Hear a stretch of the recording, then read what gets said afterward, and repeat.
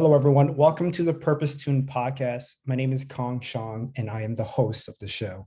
The goal of my show is to create valuable content to broaden your knowledge, inspire you to act, and get you in the right mindset so you can apply it in your own life to drive impact, generate meaning, and achieve your purpose. Now, I'm extremely excited about today's guest. My guest is Neal Bloom. Neal is the CEO of Rising Tide Partners and managing partner at Interlock Capital. Through his grassroots effort in multiple organizations, Mr. Bloom has helped build a tech community that helps entrepreneurs and companies grow and succeed in San Diego. He chaired local nonprofit startup San Diego and has helped grow San Diego Startup Week, which has helped inspire thousands of local San Diegans to take the leap in becoming an entrepreneur. He is an investor, serves as a mentor to countless entrepreneurs, and is actively engaging in growing and promoting San Diego's thriving tech ecosystem. So, Neal, thank you so much for joining us today. Let's check in. How are you? Well, thanks for having me. Doing really well. It's good to be here with you. We got to know each other a little bit at a Village Up event, and I'm glad that led to more follow-up here where we're collaborating in a number of ways. So I'm excited for this conversation.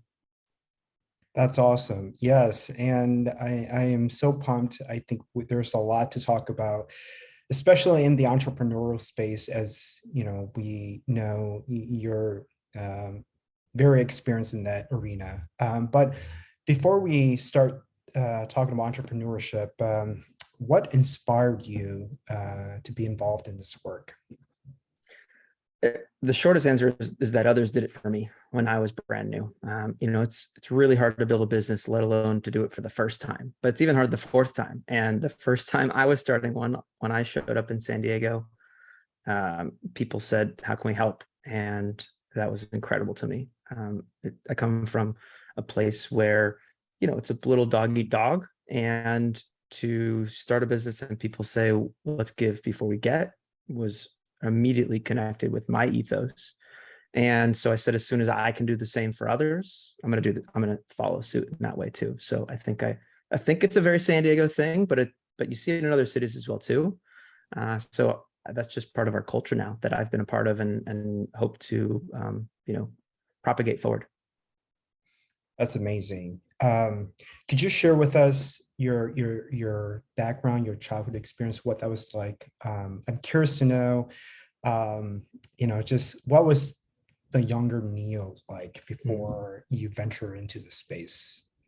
Yeah, I grew up in Los Angeles. So I'm born and raised, always a SoCal kid. My whole family is mostly from New York. So I kind of have the New York roots that I grew up around, New York, maybe mentality. And I grew up in a family of small business owners, multi-generational small business owners, where they either owned butcher shops or hamburger stands, and did a little bit of shopping center development, commercial real estate development. So I grew up around that. Grew up with no one actually have gone or finished college in my family, but that was the main focus. And I was going to go for business in college and probably work for the family business was the expectation for both me and my family. But literally months before graduation, a physics teacher said, "You should try out this robotics team. We think you'd be good for it." And I said, "I have no idea what it's about, but I'll do it." And they handed me, pen and paper and a welder, and they said, "Go build this thing." And I built like a remote or an arm that picked up balls. And I was like, "Oh my God, this is cool. I can ideate and then actually create it with my hands." And immediately changed everything in college to being an engineer. So I felt that that's what I needed to do, was learn engineering. Engineering was really, really hard. Engineering school was really hard for me. I had to find ways to stay motivated because the classwork was really hard. And so I did a bunch of projects and internships and even started a student club about getting people off campus to go visit, engineering offices so that we could see what is it that we're working this hard for? Because we're not working hard to just do algorithms for the rest of our lives. We're working hard to build companies and build technology. So that was kind of my first foray into being interested in building a business community, maybe, or a mindset of career mentality, not just your college career, but what's the future career potential. Mhm. And my first job out of college was building rocket engines. And I honestly applied online and got this amazing opportunity and fell in love with being around passionate people. So these are people who all they ever want to do was put humans in space, and they were actually doing it. So I got inspired by that, right? I can't claim that's what I always want to do in life, but I got addicted to building and working alongside passionate people. So that was kind of my first path. And I thought, man, I've made it. I'm an engineer, exactly as I thought. I never thought I'd actually get through school, and here I am. We're literally launching astronauts into space on the space shuttle. That was what I was working on. And after a few years of an only engineer environment, we're talking hundreds of thousands of engineers, I started to feel the effects of lack of diversity of thought, lack of diversity of why and what are we building, kind of this, where are we headed? Besides, it's great to put humans in space, but what are we working towards?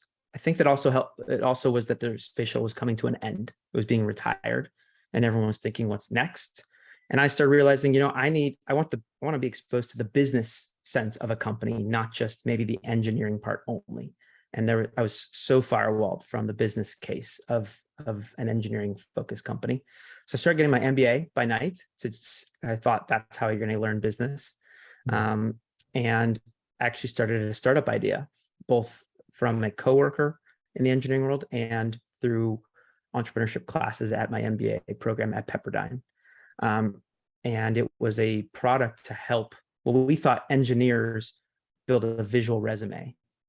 So this idea that, it's easy to say what you've built and worked on, it's harder to show it, or maybe vice versa. Maybe for some people, all you have to do is put up a picture and you're like, oh, you can make rockets. Got it.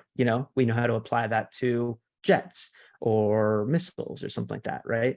So we were going about this visual career tool, and the space shuttle retired and they let go of 10,000 people. So this huge wave of the workforce got let go into the market. We thought, great, this is our opportunity. We're going to use this tool to help engineers. And that's when I got into my first startup, in a sense. That was my first opportunity of running a business, starting a business, running it, and figuring out what's the business model here. Many pivots later, it actually was a better tool for university students to track their first career opportunity. So we sold into universities, selling directly to schools like UC San Diego, Cal State LA, pretty much every UC in Cal State became a customer of ours. And it was painful to sell into schools, but we figured it out, a pivot. And so that was my first foray into startups. And we got into an incubator in San Diego called EvoNexus. That's what brought me back to San Diego. And I've been here since 2013. During that time of getting into an incubator, I was surrounded by 35 other companies, all in the same space, one floor. We were all kind of hitting our heads against the wall at the same time.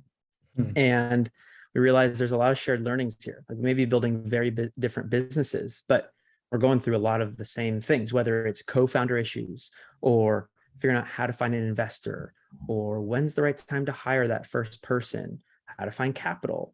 So there's a lot of basic startup 101 stuff that we started learning and sharing from each other, which turned into Startup Week. So Startup Week was, let's put on a number of talks that educating a group of people at the same time. So 200 people, 10 events in 2013 was the first Startup Week. And it just kind of took off from there. Up until COVID, we had, I think, 3,500 people at 2019 Startup Week, San Diego Startup Week. So we realized there's a lot of entrepreneurs or want to be entrepreneurs who are thinking about an idea, haven't taken the leap yet. How do we help them build confidence in themselves and their idea? So that was the original premise of Startup Week. Then we realized, it's also risky working at a startup when you're working at a big tech company. How do we get people to learn to take the risk and have the confidence to also work at a, high risk startup? And so that's where the content has been added as well. Whether you're interested in starting a company or interested in working at a startup, we've got a lot of content built around that for San Diego Startup Week. And so, yeah, it was interesting to be building a company and building an event, which really ended up becoming a nonprofit at the same time. Got a bunch of venture capital backed entrepreneurs starting a nonprofit. We didn't know what we were doing in that regard either. And we said, we got to surround ourselves with people who have done it. So that's what Startup San Diego has grown into, is a nonprofit now. We run year round with some staff. The board is mostly made up of entrepreneurs who are very passionate about teaching entrepreneurship by entrepreneurs who've been there, done that before. So yeah, been very involved in kind of helping and grow that community, which helped me when I first got here as well too. That is great. And thank you so much for sharing your story. What a powerful way to share it. One of the reasons why I enjoy connecting with you is because you have the mentality of giving back. Of course, all of us can't do it alone. And we have at some point mentors, people, advisors that guide us throughout our career to kind of create this image of who we are, and also help us through our career navigation. And so I love the fact that you shared a little bit about helping entrepreneurs build the confidence they need in order to transition from either the full-time job to their own company. So how does that look like? And the other part is, what's more important, confidence or having the skills necessary to build a startup company? Well, if I'm wearing my investor hat, ideally both. There's this idea that someone who's been there, done that before, from building a venture-backed business previously in the same industry, you're going to already naturally have confidence and you know what you're doing next. I think the biggest thing for entrepreneurs to do is to surround themselves with domain expertise, where these are people who can help shed light on the areas that you don't know. So fill in your gaps. That's important from the co-founders. So you want co-founders who are complementary skill sets. You don't want carbon copies of each other. I had that issue in my first startup. We were two engineers who had never built a business. And so, ideally you have someone, you want to be force multipliers, right? 1 + 1 = 3 of you. So there's got to be a little bit of secret sauce of each founder that makes them have superpowers. And they got to be tackling different things, not the same thing at the same time. And so those are pieces of it. And I think confidence comes from an awareness of your own skills and an awareness of what you don't know, and knowing that you have to recruit the talent to fill in those gaps. So I think that's part of the confidence that I see, is kind of a skill sets awareness. Because when it comes to taking that idea, because many people have ideas, it's a harder thing to turn that idea into a business, right? And not just validating that someone would pay for your idea, but validating that the business can run as a business, I think is kind of the big leap, where people, once they've learned how to validate that, that's when they usually will start the startup and go full time on it. And then, so you kind of move up towards talking yourself into this idea as a business, finding a way. You're all in, so you quit your job possibly, and you kind of drop down the confidence level again. You're like, oh man, it's just two of us, or maybe it's just myself. I'm alone. Yes, there's a lot of excitement ahead of me, but there's also a really long path to take. And so you kind of start moving up this stair step of recruiting the right talent, recruiting the right advisors, recruiting the right investors that are good for helping you move forward. Then you start recruiting and selling and having some sales. And there's always, I think, with an entrepreneur, this idea of you're progressing forward, but you never know when you're going to either drop back or drop down the confidence game as well. You could have, I also say, in the same day, you could have 2 ups and 2 downs, right? You can have an amazing call, and then you can have a terrible call where you feel like your business is ruined, and that could have happened in 2 hours. So I think there's a lot to go into around the mental well-being of a founder, and that confidence piece, being able to have the fortitude to say, today was rough, but I'm going to have 10 years of todays. Am I up for it? And we could talk for hours on what it takes to last for that long. What does it take to be an entrepreneur? I think longevity and staying power is one. In times like now, where it's a bit uncertain from the economy standpoint, some of the winners are just going to be the ones who outlast their competitors and survive, while others just, maybe the companies die. In other scenarios where like a year ago, 2021, where, money seemingly felt like it was everywhere. It's having the staying power to say no to certain money and saying no to certain valuations that, while seemed amazing, could put yourself in a really deep hole. So I think there's a lot to be said around, being thoughtful and not just making rash decisions, because you're going to be judged at first for your decision making. That includes who you surround yourself with, from talent, founders, investors, and also an ability to learn new skills so that you can say, great, I'm not good at this, I'm going to hire for it. Or I may be good at this and I know it, I easily could do this, I'm going to delegate and make sure I am not stuck doing it as well too. So I think there's elements of looking inward around that. And then there's the basics of knowing how to hire and manage that make a really good entrepreneur, especially if you want to grow this business at the escape velocity that venture-backed businesses are, which, 300% per year growth in revenue. That's like 1% of businesses kind of do that kind of stuff. So there's some superpowers that go along with that don't have to be superpowers that you were born with. They very much can be learned. I'll give you one example of one. So I never learned sales properly prior to my first startup. I was an engineer, but I was in charge of sales and marketing and business development. And I just figured I'll learn it. Well, my co-founder and I had a breakup. We actually had a falling out. And I think, having already been a founder, would have been easy for me to say, I'm an entrepreneur. I'm only going to ever be an entrepreneur. And I did the opposite. I said, I need to go learn formal sales and marketing. I'm going to go take a day job at a high growth company and take an entry level sales role and learn the basics of sales. So I did that for 9 months. I felt like I'd done really well, and said, great, can you transition me to marketing now? They said, absolutely. And then they moved me over to the marketing group to learn marketing, focus on demand gen marketing. And then 9 months later, I was ready again for the next. And so I think there's a willingness to learn is big. For students who are coming out of school, I always tell them school and the first few years in your 20s are about learning how you learn.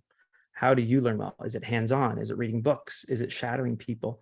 So for me, it was hands-on learning. I had to go and see it and experience it and do it to say, yes, I can master this skill set. So I think that's an entrepreneurial trait as well, of figuring out how you learn and how you master certain skills, and then move on to delegate and hire the right people to do it better than you. That's incredible. So you thought of a strategy to assert yourself in these areas of operations of the business, from sales to marketing to finance or whatnot, and gain the experience necessary in order to then apply it to your entrepreneurial journey. How did you even think of that? Like, when I think about it, it's so intelligent in terms of a strategy. I mean, it seems like there's some sort of creative thinking involved in it. And how much does that creative thinking drives or impact the business from an innovation standpoint? That's a great question, because business owners need to be creative. They need to find ways to continuously progress something, whether it's progress revenue or progress growth of some sort. And so creativity is another trait of entrepreneurs.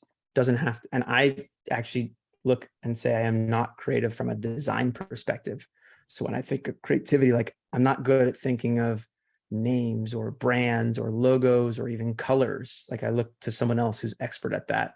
I think of creativity as in terms of what's as a strategic potential. So for me, strategy of myself or of a business is around what's been done before and is like a creative hack or a creative force multiplier.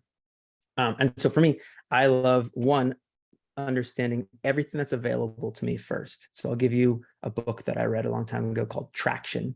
It is, I think it was written in 2017. I handed the book off to, I've probably handed it to 30 or 40 people now at this point, all interns, anyone who's interested in getting into marketing. This book outlines the 17 levers for a business to find traction. Now, traction is a broad range. It's talking everything from getting PR to hiring a sales team. Traction is traction of your business, progressive, move forward. And so for me, first, understand every knob available in front of me that I can turn, right? So if it's a marketing traction kind of sales thing, that book was great for me to say, and I almost want a poster of it in front of my wall saying, these are 17 different knobs I can turn at any given time. But that's the same for how I learn as well too. Like I want to see the full picture first and then zero in on what am I not good at that I should go learn and pick up a skill, or something like, oh, this is something I can do in my sleep and therefore I'll do it quickly. So I think there's pieces of that came to it. This is hindsight looking back that we're saying this was intelligent. Now you got to imagine at the time, I just had a breakup with my best friend and co-founder of a company. I was not feeling great, right? I really felt like I had failed. I felt like my baby, my business, was out of my hands, out of my control. So I was not in mentally a great place. I knew that I just learned a ton in 3 years. Like I had a 20-year education in 3 years of running a startup. And I also knew in this moment where I'm weak and vulnerable, I'm actually going to learn a lot too. Like I was very much aware that right now, sit and enjoy this low mental state because you're going to soak up things like a sponge. I didn't know what it would be. And so what I started doing was reaching out to people who had been there, had a similar experience, who had run multiple companies. And I said, what should I be doing right now? Am I valuable to a company just because I've started another company, or what's my value? So that was where I was at when that happened. And I realized, if I was telling people that I had run a startup, and if I wanted a job, I don't think companies would have valued that I had run a startup before. That doesn't mean much to a company. They want to know, can I plug you into a specific job and task right now? That's all companies want with hiring. And, it's hard to translate those skills of saying, yeah, I've done everything in a business. So yes, of course I can do that. It's just not how interviews work, right? It's not how recruiters and managers are looking at things. Yeah. So there's pieces of that was going on at the same time. But for me, I knew I was going to start another company one day.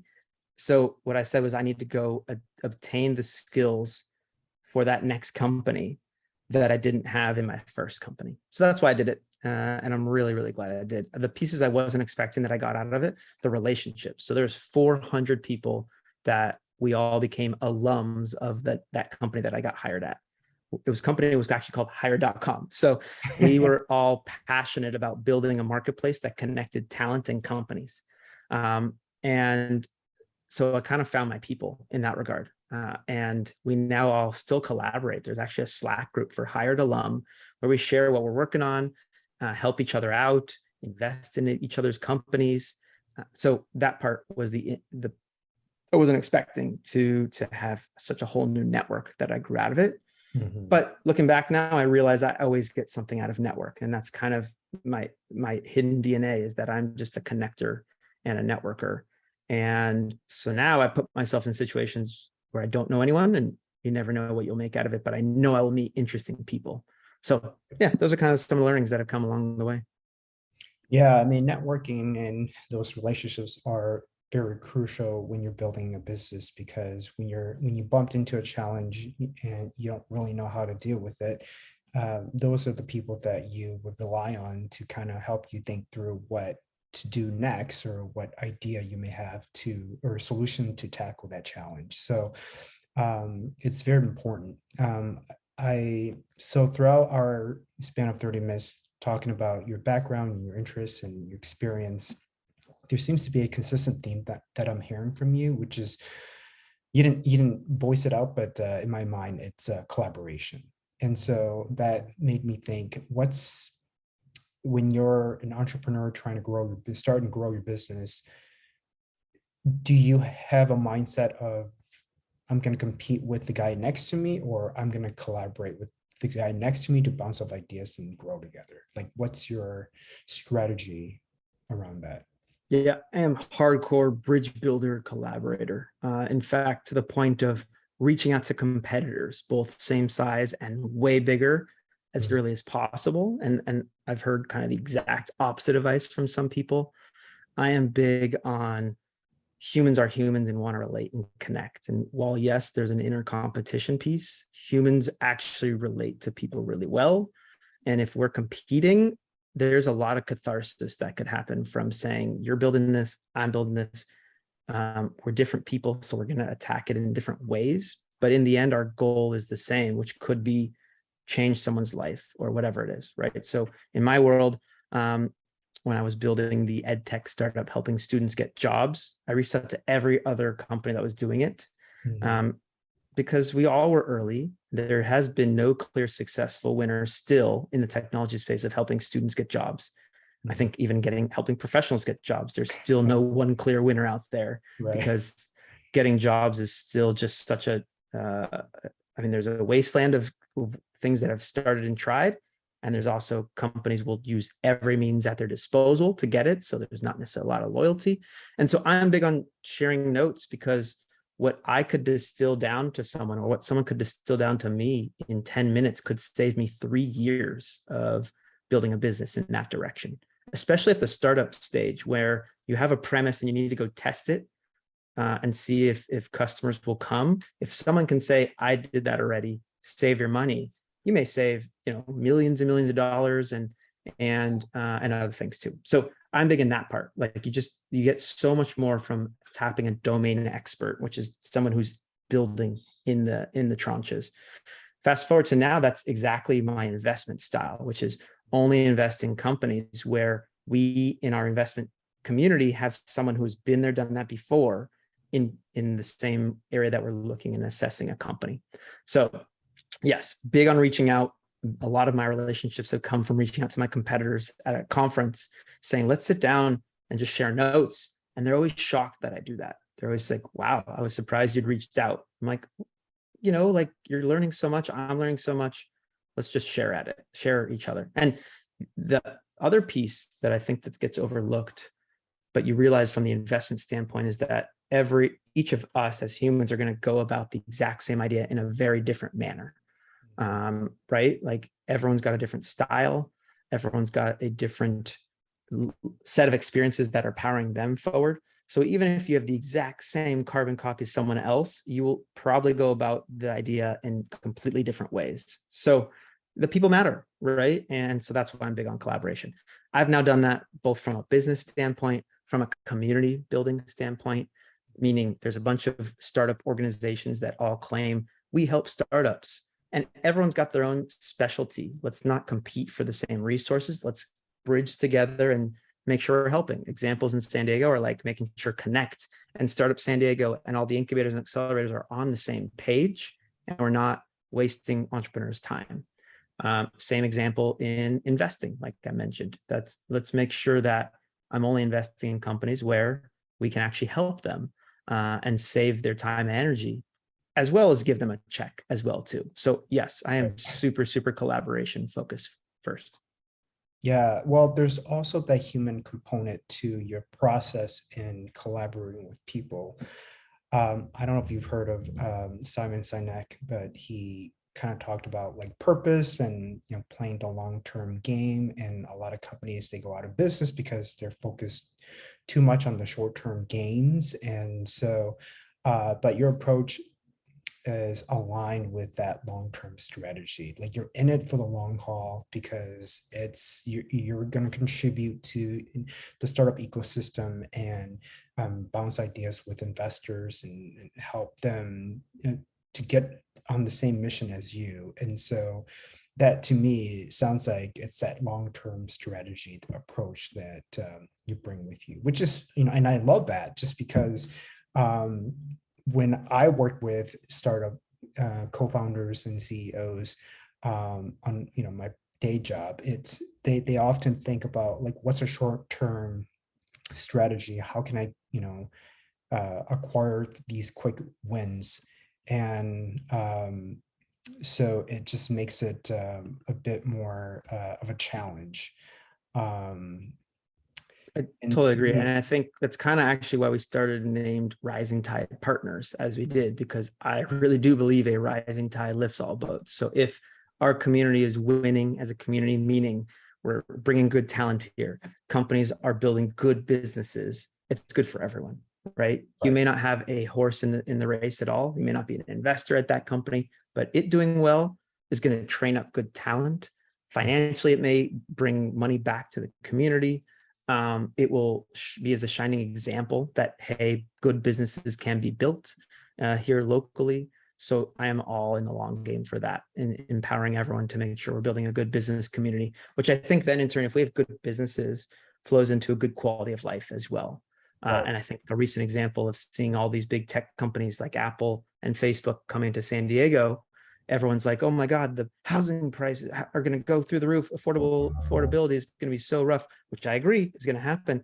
But imagine if we made the 100-year investment to say, we're going to teach everyone how to work at a tech company, or everyone who wants to. And I'm not just talking students, I'm talking your car mechanic, someone selling solar or roofing or flooring. What if we taught them to sell software? We literally could be, doubling their revenue. They're already living maybe in San Diego, so they know wherever they're living, it works, but we could increase the cost of their income, which maybe could get them into the house that they maybe have been trying to get into. So I'm big on that long-term investment as well. I'll be honest, I have not seen the companies make the investment in talent in the same vein, meaning most companies will hire whoever's available, not let's train people up into the skills of the future. Some organizations I see in Spain are doing it well, are focusing on the apprentice model, which is awesome to see apprenticeships coming back, where companies pay people to learn certain skill sets, not the other way around, where people pay to learn a skill at a school. You get paid to learn. Right. Now you can take that risk of leaving the job that you're so scared of leaving and losing income, because now a company like ServiceNow or Apple is going to pay you to maybe be a project manager or a product manager or anything around that. And so I think that's another area that I want to start focusing on, is seeing companies make long-term investments in talent, which will benefit our whole community. Right. So how do you describe good talent, and how do companies attract good talent? Ooh, big question. The easiest answer to some people would say, good talent is someone who's already done it before and knows how to start now. But the bigger answer is self-awareness of what you're good at and what you're not, I think, is a starting point. And then the ability to concisely but share and train others. And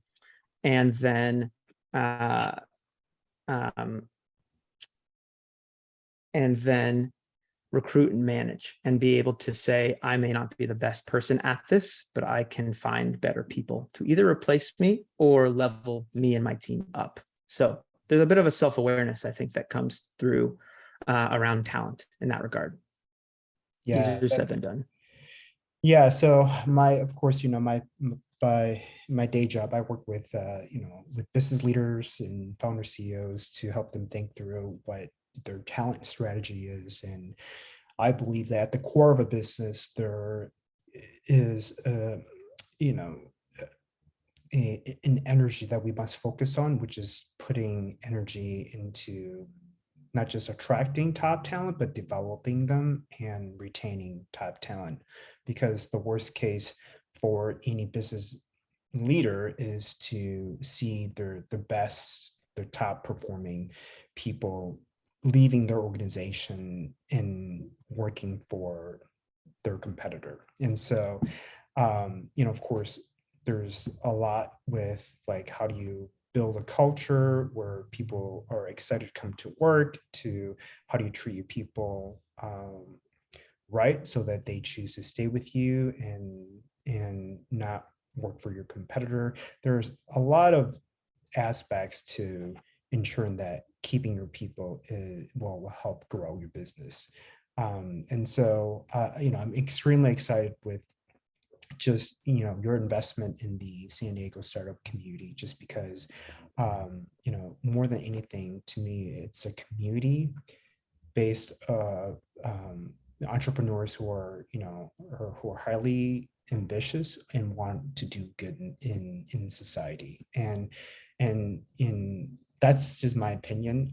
And I love that because coming from the Bay Area and working for some of America's best businesses, out in Silicon Valley, there's a lack of that human component. And so what San Diego brings with this whole ecosystem is that the human connection. So I think that what you're building out in San Diego is an extremely important aspect to help entrepreneurs acquire the kinds of skill set, mindset, and tool set to really help them build their business. For sure. No, I appreciate it. Real quick, just to unpack that a little bit, I think what's interesting about when you look at geographic cities, let's say Silicon Valley versus San Diego, is and bringing back what you mentioned around retention. Mm-hmm. Imagine if your entire talent pool was your city, not the company itself. And now you're looking at retaining good talent in San Diego versus retaining good talent in Silicon Valley. Mm-hmm. People don't want to leave San Diego. Mm-hmm. And that's something unique you already have. So you've retained the talent locally here because people don't want to leave if they don't have to. Maybe they're going to work at multiple companies, and we have to be okay with that. So one, as a whole community, we have to recruit good talent to San Diego because we know we'll retain them. And then we have to be okay with them having an impact at multiple companies and believing that that's good for the whole community, right? So that's a base layer that I think not every city has. In Silicon Valley, it was build good companies and maybe the quality of life we sacrifice. In San Diego, we kind of do it the other way around. It's live a good life and build good companies. And so I think we're already starting on the right foot there.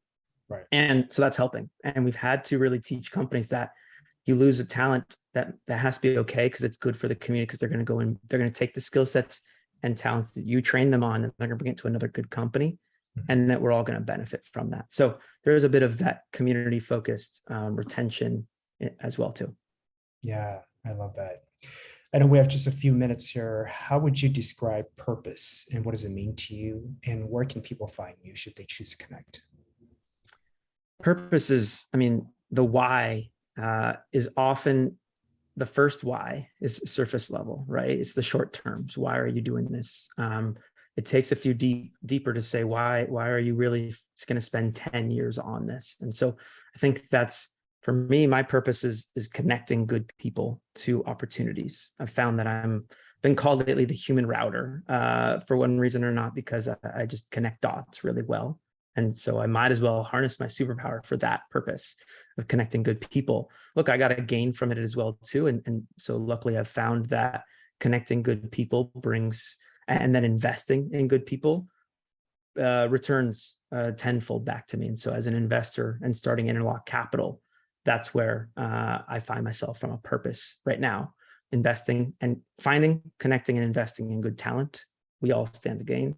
You can find me on LinkedIn, though. If you reach out to me on LinkedIn, write a note saying you heard me on this podcast, just so I have a see the connection there, or on Twitter as well too, at Neal Bloom.